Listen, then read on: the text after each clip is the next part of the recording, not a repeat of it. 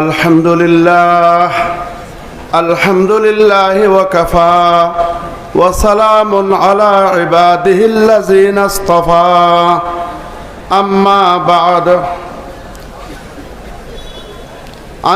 عن العرباس بن سارية رضي الله تعالى عنه قال صلى بنا رسول الله صلى الله عليه وسلم صلاة غداة فأقبل علينا بوجهه فوعظنا موعظة بليغة ذرفت منها العيون ووجلت منها القلوب فقال رجل يا رسول الله كأن هذه موعظة مودع فأوصنا قال أوصيكم بالسمع والطاعة وإن كان عبدا حبشيا وإياكم ومحدثات الأمور فإن كل محدثة بدعة وكل بدعة ضلالة وقال النبي صلى الله عليه وسلم في حديث آخر وإن بني إسرائيل تفرقت على 72 ملة وستفترق أمتي على 73 ملة كلهم في النار إلا ملة واحدة قالوا من هي يا رسول الله قال ما أنا عليه وأصحابي رواه البخاري ومسلم ঐতিহ্যবাহী দেশের শীর্ষ দ্বীনি প্রতিষ্ঠান আল জামিয়াতুল ওবাইদিয়া নানুপুর মাদ্রাসার বার্ষিক সভায় আগত মুরব্বিয়ানে কেরাম, বেরাদরান ইসলাম, উলামায়ে ইজাম এবং আমার আজিজ ভাইয়েরা, নওজওয়ান ভাইয়েরা, আমি মুখতাসার খুতবার মাধ্যমে দুই একটা কথা আল্লাহ যদি বলায় আমাকে আপনাকে সারা দুনিয়ার মানুষকে আমল করার এবং দ্বীনের কথা বুঝার, কোরআন হাদিসের মর্মবাণী বুঝিবার তৌফিক নসিব করে সবাই বলে আমিন। আল্লাহ নবী হুজুর পাক সাল্লাল্লাহু আলাইহি ওয়াসাল্লাম দুনিয়া থেকে বলে গেছেন যে আমি দুনিয়াতে যতদিন আছি, দুনিয়া থেকে যখন যাব, আমি তোমাদের জন্য এমন দুটি জিনিস রেখে গেলাম যে দুটি জিনিসকে তোমরা যদি আঁকড়িয়ে ধরো, মজবুত করে ধরো, তখন তোমরা পথভ্রষ্ট হবে না। লান তাযিল্লু মা তামাসসাকতুম বিহিমা কিতাবুল্লাহি ওয়া সুন্নাত রাসূলি। একটা হলো আল্লাহর মহাগ্রন্থ পবিত্র কোরআন। এই কোরআন কারীমকে যেমনভাবে আমরা তেলাওয়াত করি, প্রতিটি অক্ষরে নেকি পাওয়া যায়, সওয়াব পাওয়া যায়। এমনি পড়লেও সওয়াব, উযু ছাড়া 10 নেকি, উযু করে পড়লে 25 নেকি, নামাজে দাঁড়ায় পড়লে 100 নেকি প্রতি অক্ষরে, নামাজে বসে পড়লে প্রতি অক্ষরে 50 নেকি। এটা যেমন নাকি সওয়াব হয়, এই পবিত্র কোরআনকে বুঝিয়া তরজমা, অনুবাদ এগুলি বুঝিয়ে যদি কোরআন পড়া হয় আরো বেশি তার মধ্যে সওয়াব। এবং এই কোরআনকে আমার জীবনের প্রতিটি স্তরে বাস্তবায়ন করার জন্য, আমার প্রতিটি স্তরে কোরআনকে আমলের মধ্যে আনার জন্য একজন ঈমানদার সচেষ্ট হওয়া, এটা হলো ঈমানি দায়িত্ব। আজ আমরা কোন একটা বিপদে পড়লে কয়েকজন হুজুরকে দেখে খতম পড়ায়, দোয়া করায়, অসুখের জন্য খতম দোয়া পড়ায়, এরপরে আমি কোরআনের আর কোনো কিছু বুঝি না।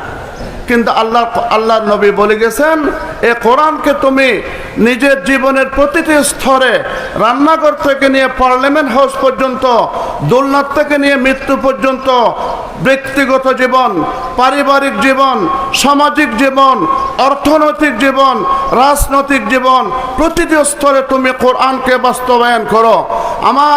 আমার নবীর হাদিসকে, আমার নবীর আদর্শকে তুমি বাস্তবায়ন করো। পুরো জীবনটা হলো ইসলামের মানুষের প্রত্যেকটা স্তরে, প্রত্যেকটা সমস্যার সমাধানের জন্য আল্লাহ রব্বুল আলামিন কোরআন নাজিল করেছেন এবং হাদিসে তার ব্যাখ্যা এবং তার বিশ্লেষণ দিয়েছেন। আমার মহতরম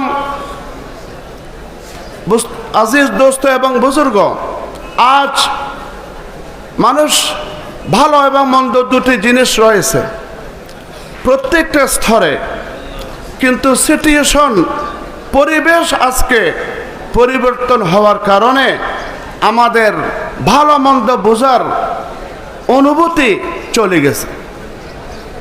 অনেকে একটা দুনিয়াবি হিসাবে বলা হয়, একজন মহিলাকে বলা হয়, বোন তুমি পর্দা করে চলো, তোমাকে আল্লাহ তাআলা অত্যন্ত মূল্যবান হিসাবে বানাইছে, কারণ তুমি মহিলা হলা মানব সৃষ্টির ফ্যাক্টরি। মানুষ বনিবার, মানুষ সৃষ্টি হওয়ার একমাত্র ফ্যাক্টরি হলো একজন মহিলা। যত দামি জিনিস হয় সেই দামি জিনিসের ফ্যাক্টরিতে এত বেশি গোপনীয় থাকে, দামি থাকে। যেমন নাকি আমরা যে টাকা, আমরা যে টাকাগুলি ব্যবহার করি, আমাদের বাংলাদেশের টাকা, সৌদি আরবের রিয়াল, দুবাইয়ের দিরহাম, আমেরিকার ডলার, ইংল্যান্ডের পাউন্ড, এরকমভাবে প্রত্যেক দেশের যে কারেন্সি, এই টাকাগুলি যে তৈরি হয় যে মেশিনে, যে মুদ্রণ যন্ত্রে, এই ছাপাখানায় কোনো কাউকে এই মেশিন, এই যন্ত্র কেহ দেখতে পারে না, কেহ ঢুকতেও পারে না, এবং এই যন্ত্র সবাই কেহ বানাইতেও পারবে না। কেহ জালিয়াতি টাকা বানাইলে ধরা পড়ে যায়, কারণ এটা অনেক বড় মূল্যবান জিনিস। টাকা যেখান থেকে তৈরি হয় এটাও মানে গোপনীয়ভাবে থাকে, এটাকে সবার সামনে প্রকাশ করা হয় না। আল্লাহ তাআলা বলে, আয় আমার দুনিয়ার যারা মহিলারা আছো, তোমরা হলো অনেক বড় মূল্যবান, তোমাদের পেট থেকে বড় বড় আল্লাহর ওলি, গৌস, কুতুব, পীর, আবদাল এবং কি নবীরা তোমাদের পেট থেকে আমি আল্লাহ সৃষ্টি করেছি। তোমরা পর্দা অবলম্বন করো, পর্দার মধ্যে থাকো, তোমাদের মান সম্মান বৃদ্ধি হয়েছে। এই মহিলাদেরকে আল্লাহর নবী ইসলামে মান সম্মান দিয়েছে। আজকাল বর্তমান ইসলাম বিদ্বেষীরা যারা বলে যে মহিলাদেরকে পর্দা করার মানে হলো মহিলাদের স্বাধীনতা হরণ করো, তারা বাস্তব জিনিসকে পরিবর্তন করে বলতে চায়। তো একটা মহিলাকে যখন বলা হয়, মা বোন তুমি বোরকা গায়ে দাও, পর্দা মতে চলো, বলে আমি বোরকা গায়ে দিলে আমার শরম লাগে। বলে না, না বলে? বোরকা গায়ে দিলে কি লাগে? শরম লাগে। আর বোরকা ছাড়া উদমভাবে চললে আমার ভালো লাগে। তো এই কথাটা কি বাস্তব? বোরকা পরে চলা ভালো নাকি বোরকা ছাড়া উলঙ্গ হয়ে চলা ভালো? বোরকা পরে চলা কি ভালো? তো এটাকে বলা হয় জুনুন কা নাম খেরাত হো গিয়া, খেরাত কা জুনুন। পাগলামির নাম জুনুন, পাগলামির নাম এটা আকলমন্দি হয়ে গেছে, আকলমন্দি জ্ঞানের কাজ হয়ে গেছে পাগলামি। बने क्यों कर के है सब कार उल्टे, हम उल्टे बात उल्टी यार उल्टे। বলে কিভাবে হবে, এখন তো সব উল্টো হয়ে গেছে। এইভাবে অনেক দুনিয়ার মেসাল। তখন একজন জ্ঞানী মানুষ, আল্লাহ যাকে জ্ঞান দিয়েছে, যাকে সহি বুঝ দিয়েছে, যাকে কোরআন হাদিসের জ্ঞান দান করেছে, তখন সে জাস্টিফাই করবে তার সামনে একটা জিনিস যখন আসছে, এটা কি ভালো নাকি মন্দ, কোরআন হাদিসের দৃষ্টিতে এটা আল্লাহর কাছে পছন্দনীয় নাকি আল্লাহর সামনে নিন্দনীয়, এটাকে বিশ্লেষণ করবে, বিবেক বিবেচনা করবে। কিন্তু আমাদের মানে অধিকাংশ মানুষের বুঝ কম, তারা যেদিকে হুজুক সেই দিকে এটাকে দৌড় দেয়। এই জন্য আল্লাহ নবী বলে, আয় আমার দুনিয়ার মানুষেরা, তোমরা যে কোনো একটা জিনিস ভালো এবং মন্দ বুঝার জন্য আমি আমার কোরআন, আমি আল্লাহর কোরআন, আমি আল্লাহর নবীর হাদিসকে সামনে রাখো, এটাকে টেস্ট করবা, তখন ভালো এবং মন্দ তোমার সামনে প্রমাণিত হবে। একজন স্বর্ণকারের সামনে যখন আপনি স্বর্ণ নিয়ে যাবেন, বলবেন যে আমার এই স্বর্ণটা এটা খাঁটি নাকি নকল, এটা একটু স্বর্ণকারকে আপনি গিয়ে যখন বলবেন, তখন স্বর্ণকারে এটাকে কষ্টি পাথরে ঘষা দেবে এবং এটা পাথরে ঘষা দিয়া এটাকে অ্যাসিড দিবে, ওখানে ছাই দিবে, এরপরে ঘষা দেওয়ার পরে স্বর্ণকারে বলবে আপনার এই স্বর্ণটা এখানে 2 আনা খায়েত, 1.5 আনা খায়েত, এটা 24 ক্যারেট, এটা 22 ক্যারেট, এটা 21 ক্যারেট, এটা 18 ক্যারেট স্বর্ণকারে বলতে পারবে, আর কেউ বলতে পারবে না। এই জন্য কোন একটা জিনিস আল্লাহর কাছে পছন্দিদা কিনা অপছন্দিদা এটা বোঝার জন্য, এটা সিদ্ধান্ত দেওয়ার জন্য একমাত্র মালিক হলো উলামায়ে কেরাম। উলামায়ে কেরাম কোরআন হাদিসকে সামনে রেখে এটা যে ব্যাখ্যা দিবে, এই ব্যাখ্যা আমাদের গ্রহণ করতে হবে। বলে হুজুর এখন তো অনেক উলামায়ে কেরাম বের হয়েছে, অনেক দল বের হয়েছে, অনেক ইসলামরূপী মানে ইসলামের কথা বলনেওয়ালা বের হয়েছে, এখন আমরা কিভাবে বুঝবো? এই জন্য আল্লাহর নবী হুজুর আকরাম সাল্লাল্লাহু আলাইহি ওয়াসাল্লাম একদিন ইরবাস ইবনে সারিয়া একজন সাহাবী, উনি বলতেছেন আল্লাহর নবী একদিন আমাদেরকে ফজরের নামাজ পড়াইছেন। সাল্লা বিনা সালাতা গাদাতিন, ফজরের নামাজ পড়ানোর পরে ফাকবালা আলাইনা বিওজহিহি, আল্লাহর নবী আমাদের দিকে মুতাওয়াজ্জিহ হলেন। ফাওয়াজানা মাউইজাতান বালিগাতান যারাফাত মিনহাল উয়ুন ওয়া ওয়াজিলাত মিনহাল কুলুব, আমাদেরকে এমন আল্লাহ নবী নসিহত করলেন, এমন ওয়াজ করলেন যে ওয়াজের কারণে আমাদের চোখ থেকে পানি ঝরঝর করে পড়তেছে, আমাদের অন্তরে আল্লাহর ভয় চলে আসছে, আমরা খুবই নমনীয় হয়ে গেছি। এই অবস্থা হুজুরের নসিহত শুনে আমাদের হয়ে গেছে।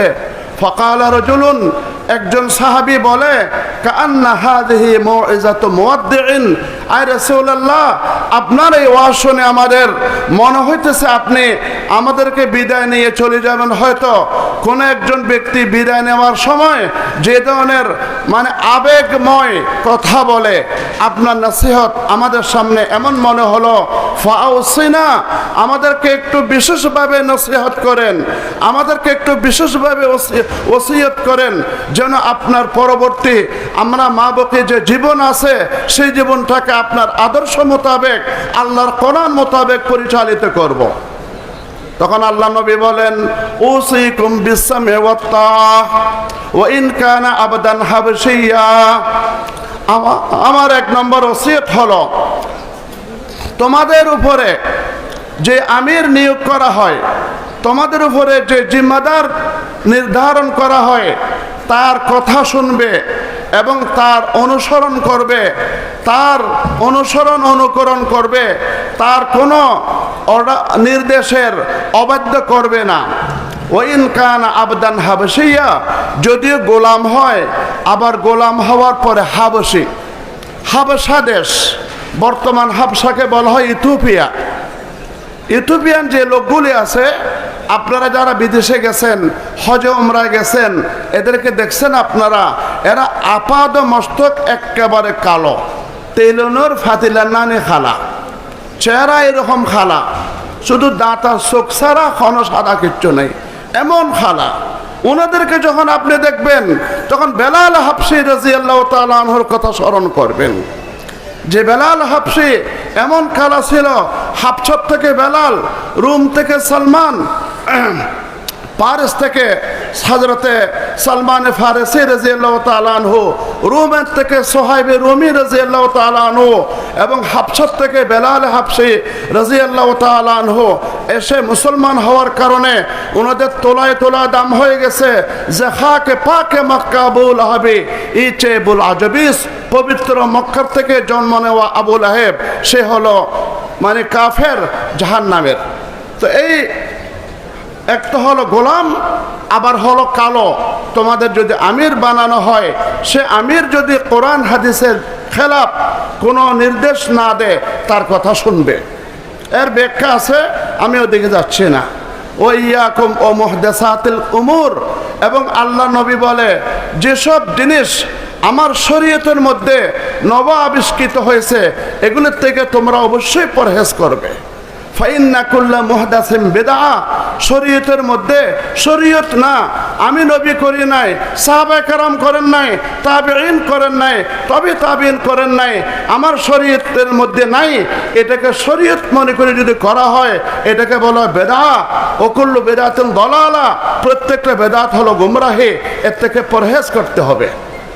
একজন মজালিসুল আবরার নামক কিতাবের মধ্যে মনকুল আছে যে হুকিয়ান ইবলিসা আন্নাহু ক্বাল, قسمت ظهور بني آدم بالمعاصي والأوزار وقسموا ظهري بالتوبة والاستغفار فأحدثت لهم ذنوبا لا يتوبون منها ولا يستغفرون عنها وهي البدع في سورة العبادة مجالس الأبرار বলতেছে যে আবুল্লাহ সামারকান্দি রহমতুল্লাহ আলাইহি উনি বলেন যে ইবলিসে একদিন বলে যে আমি তো মানুষদেরকে গোমরাহ করা হলো আমার প্রধান দায়িত্ব, কিন্তু মানুষদের দ্বারা আমি গুনাহ করাই, গুনাহ করানোর পরে তারা যখন আল্লাহর কাছে তওবা করে চোখের পানি ফেলে হাত তুলে কান্নাকাটি করে আল্লাহ রাব্বুল আলামিন গুনাহগুলো মাফ করে দেয়।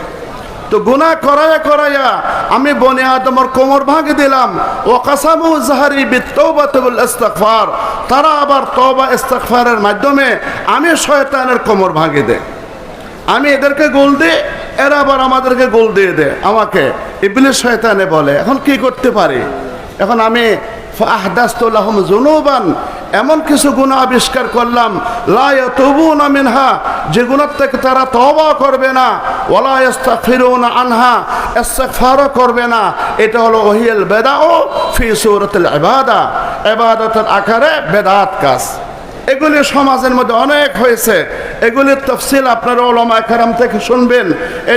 এই যে বড় বড় মাদ্রাসাগুলির মাহফিলে উলামায়ে কেরামের বিভিন্ন বয়ানের মাধ্যমে সুন্নত কি জিনিস, বেদাত কি জিনিস আপনারা এগুলি শুনে আমল করার চেষ্টা করবেন।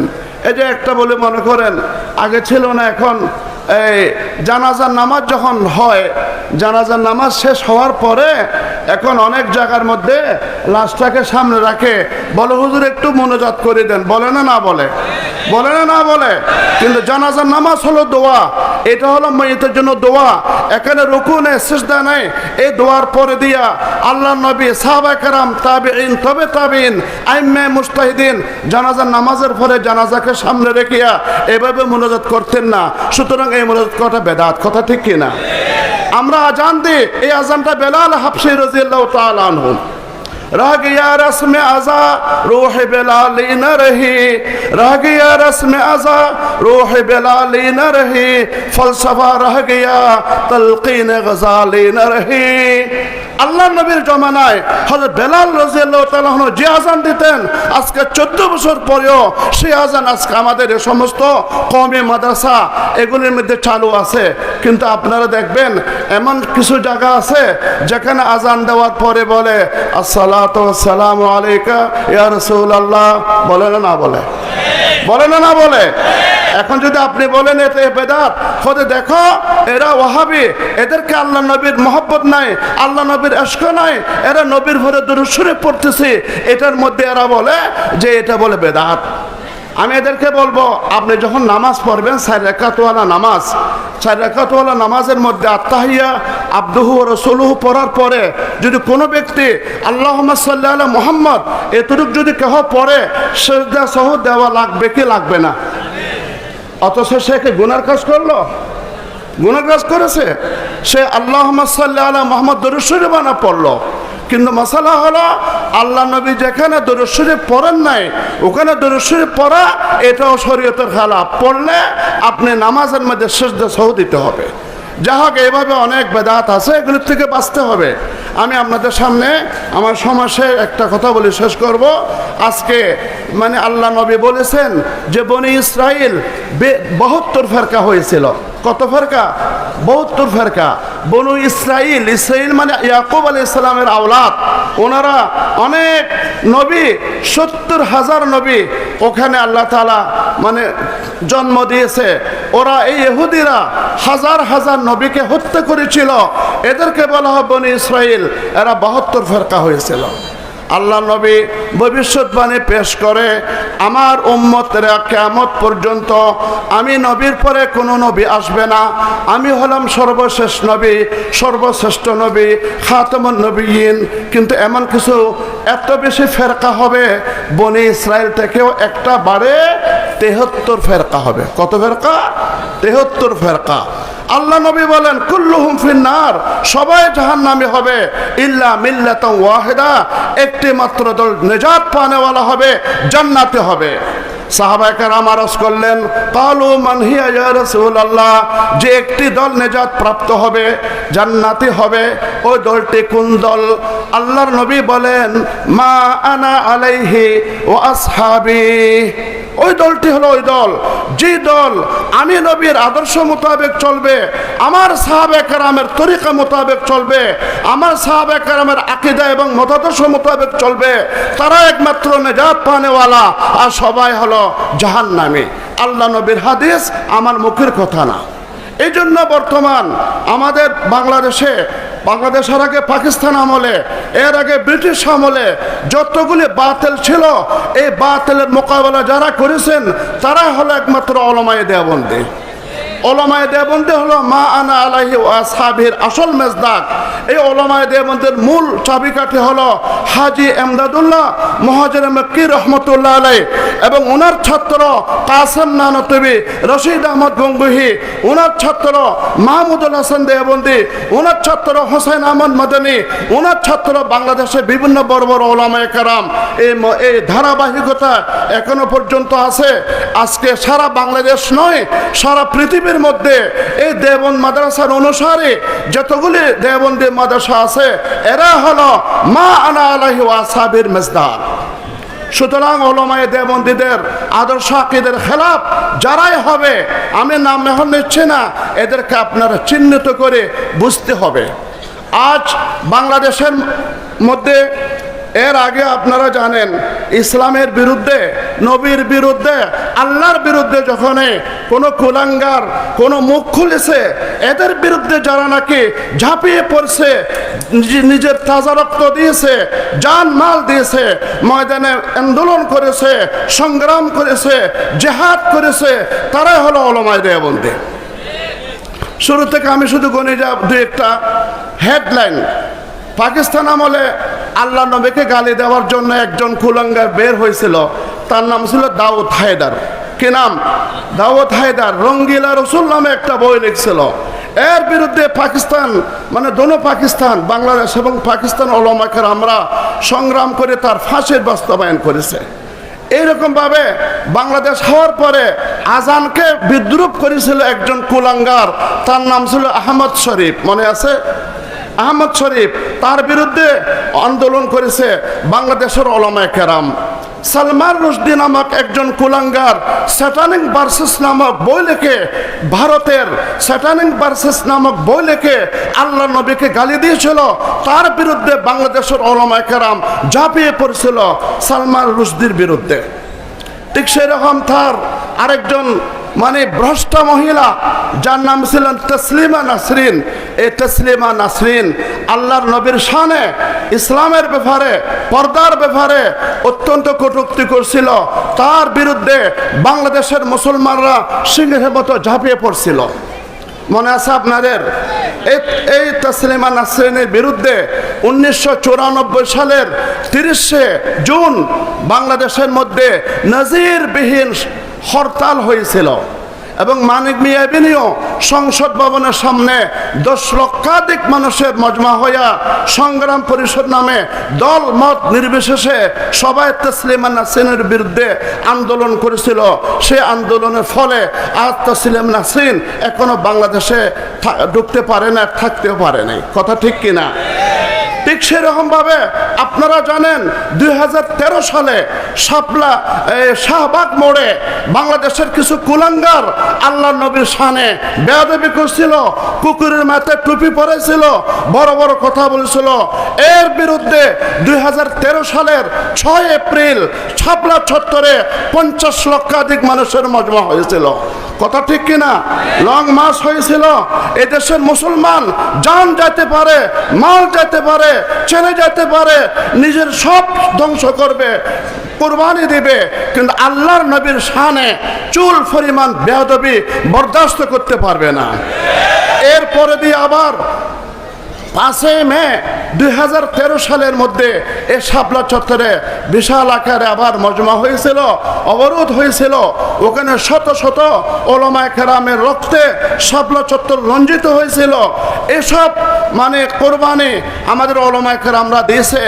এর এর বদলা আজকে বাংলাদেশের মধ্যে আপনি এবং আমি মাথায় টুপি দিয়া মুখে দাড়ি দিয়া মুসলমান হিসেবে পরিচিতি লাভ করতে পারতেছি। যদি আমরা আপনারা বসে থাকতাম তাহলে এ কাজ হতো? কিন্তু ওই সময়ে তো নবীর আশিক ছিল, ওই সময়ে তো রবিউল আউয়ালের যারা রবিউল আউয়াল মাস আসে নবীর আশকে প্রেমে তারা উদ্বুদ্ধ হইয়া ঈদে জশনে জুলুসে ঈদে মিলাদুন নবী করে ওরা তো ওই সময় শাপলা চত্বরে গেছে না গেছিল কারো ওলামায়ে দেওবন্দি। যে ওলামা দেওবন্দিদেরকে বলা হয় মানে ওহাবি বলি আমাদেরকে গালি দে, নবীর আশকে প্রেম নাই বলে আমরা হলাম নবীর আশকে প্রেমের মধ্যে নিবেদিত প্রাণ। আমাদের সরতাজ সৈয়দ হুজ্জতুল ইসলাম কাসেম নানুতবি রহমতুল্লাহ আলাই, যিনি দেওবন্দ মাদ্রাসার প্রতিষ্ঠাতা, যে দেওবন্দ মাদ্রাসা আল্লাহর নবীর ইশারায় লাঠি মোবারকের ডাক দিয়া যে মাদ্রাসা প্রতিষ্ঠিত হয়েছে সারা দুনিয়াতে, আজকে দেওবন্দ মাদ্রাসার শাখা প্রশাখা আছে। এ কাসেম নানুতবি যখন মদিনা শরীফ গেছিলেন, ওনার জীবনে লেখা আছে, মুরব্বীদের থেকে আপনারা শুনেছেন, উনি পায়ের থেকে স্যান্ডেল জুতা খুলে ফেলছিল। বলে যে জমিনের মধ্যে আল্লাহর নবী শুয়ে আছে এই জমিনের উপরে আমি জুতা নিয়ে চলবো, এটা আমার সহ্য হয় না। আল্লাহ নবীর প্রতি এমন শ্রদ্ধা এবং মহব্বত ছিল। আল্লাহ নবীর শানে আমরা বলি, হাদিস বলি, মান সাল্লা আলাইয়া ইনদা কবরি সামিতুহু বিউজনি ওমান সাল্লা আলাইয়া নাইয়ান উবলিগতুহু। যে নাকি আমি নবীর সামনে সালাতু সালাম পেশ করবে আমি নবী নিজের কানে শুনি, আর যে নাকি দূর থেকে দরুদ সালাম পেশ করবে ফেরেশতাদের মাধ্যমে পৌঁছায় দেওয়া হয়। এই জন্য ওখানে যখন আমরা যাই তখন আমরা বলি আসসালাতু ওয়াসসালামু আলাইকা ইয়া রাসূলুল্লাহ, আলাইকা আপনার উপরে। আর যখন নানুভরে বসে পড়ব, নাজিরহাটে বসে পড়ব, বাংলাদেশে বসে দরুদ শরীফ পড়ব, তখন আমরা দরুদ পড়ব যত রকমের দরুদ হয়, কিন্তু শিকল বাহা দরুদ পড়লে হবে না। মেয়েদের শিকল বাহা আছে তো, এটা হবে না। এই জন্য আল্লাহ নবীর মহব্বতে এভাবে শাপলা চত্বরে রক্ত দিয়েছিল। ঠিক সেরকমভাবে আপনারা দেখছেন কিছুদিন আগে সোহরাওয়ার্দী উদ্যানের মধ্যে অনেক লক্ষ লক্ষ ওলামায়ে কেরাম জমা হয়েছিল। কেন জমা হয়েছিল? অনেকে জিজ্ঞাসা করে, কিরে ভাই এরাও তো তবলিগ, এটাও বুঝিবার চেষ্টা করবেন। আমি এখন সময় নাই, আমাদের তবলিগের যে মুরব্বী বানিয়ে তবলিগ হযরত মাওলানা ইলিয়াস রহমতুল্লাহ আলাই, ওনার ছেলে ইউসুফ কান্দলবি রহমতুল্লাহ আলাই, ওনার ছেলে হজরত জি এনামুল হাসান রহমতুল্লাহ আলাই, যে দাঁচে ওলামায়ে কেরামের নেতৃত্বে তবলিগ চলে আসছে। এরকম তবলিগ হইতে হবে। যদি ওখানে কোনো রকমের বিভ্রান্তি হয়, ভুল হয়, এই তবলিগ আমরা মানি না। এই জন্য সাদ সাহেবের যে তবলিগ এটা আমরা মানি না। এই সাদ সাহেবের নামে এতাআতি যারা, তাদের বিরুদ্ধে এই সোহরাওয়ার্দী উদ্যানে অনেক বড় মজমা হয়েছিল। ইদানিং সর্বশেষ আপনারা শুনেছেন আমাদের এই বাংলাদেশ গত 5ই আগস্ট দ্বিতীয়বার স্বাধীনতা আমরা অর্জন করেছি জালেম হাসিনা সরকারের থেকে। অন্তর্বর্তীকালীন সরকার এখন বর্তমান কিছু হিন্দুরা ইসকন নামে মুসলমানদের বিরুদ্ধে যে ষড়যন্ত্র শুরু করেছে, এর পিছনে আন্দোলন করতে হবে। আপনারা জানেন গত কিছুদিন আগে চট্টগ্রাম হাইকোর্টের মধ্যে একজন লয়ার, একজন আইনবিদ, উকিল সাইফুল ইসলাম আলিফ নামক ব্যক্তিকে ইসকনরা নিয়ে স্পষ্টভাবে জবে করে দিয়েছে। জমিয়তুল ফলে লক্ষ লক্ষ মানুষের মজমা হয়েছে। আমরা এটা নিন্দা জানাই। বাংলাদেশের মধ্যে যে ইসকন যে একটা জঙ্গি সংগঠন হিন্দুদের, এই হিন্দুদের ইসকন সংগঠনকে নিষিদ্ধ ঘোষণা করতে হবে। আপনারা আজ আছেন, ইমানি দায়িত্ব বাংলাদেশের 97 জন মুসলমানের। এই দেশের মধ্যে হিন্দুরা যে মুসলমানদের বিরুদ্ধে এরকম আন্দোলন করবে আমরা কোনো সহ্য করতে পারবো না। আল্লাহ তাআলা আমাদেরকে তৌফিক নসিব করুক। এর আগেও ওলামায়ে দেওবন্দিরা সংগ্রাম আন্দোলন করেছে বাতিলের বিরুদ্ধে, এখনো এই বাতিলের বিরুদ্ধে আন্দোলন করতে হবে, ঈমানকে রক্ষা করতে হবে। আল্লাহ পাক আমাদেরকে ঈমান আমল নিয়ে দুনিয়া থেকে যাওয়ার তৌফিক নসিব করুক। ওয়া আখিরু দাওয়ানা আলহামদুলিল্লাহি রাব্বিল আলামিন।